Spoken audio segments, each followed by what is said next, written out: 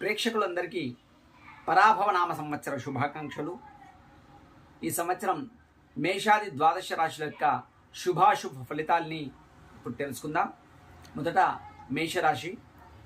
ఈ మేషరాశి వారికి ఈ సంవత్సరం గౌరవం 2 ఉంటే అవమానం 4 ఉంటుంది. అదేవిధంగా ఆదాయం 11 ఉంటే వ్యయం 5 ఉంది.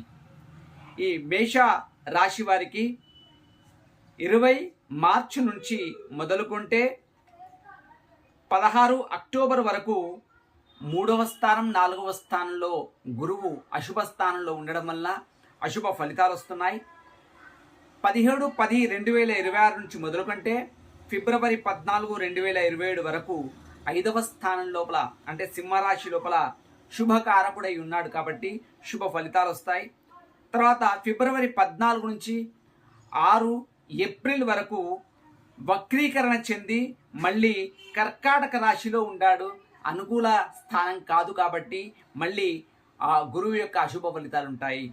ఇక ఈ మేషరాశి వారికి శని ప్రభావం ఏ విధంగా ఉంది అంటే మార్చి 20వ తేదీ నుంచి మొదలుకుంటే సంవత్సరం చివరి వరకు ద్వాదశ స్థానం లోపల అశుభకారకుడై ఉన్నాడు. జయస్థానం లోపల అనుకూలంగా లేడు కాబట్టి ఖర్చులు అధికంగా అవుతాయి. కాబట్టి మేషరాశి వారు గురువుకు సంబంధించినటువంటి జపం చేసుకోవడం కానీ రత్నాన్ని ధరించడం కానీ చేయాలి. అదేవిధంగా శనికి సంబంధించినటువంటి ప్రభావం తగ్గడానికి శనికి సంబంధించిన జపం చేసుకోవడం కానీ రుద్రాభిషేకం చేయించుకోవడం కానీ చేస్తే వాళ్ళ యొక్క శుభ ఫలితాలు కలుగుతాయి.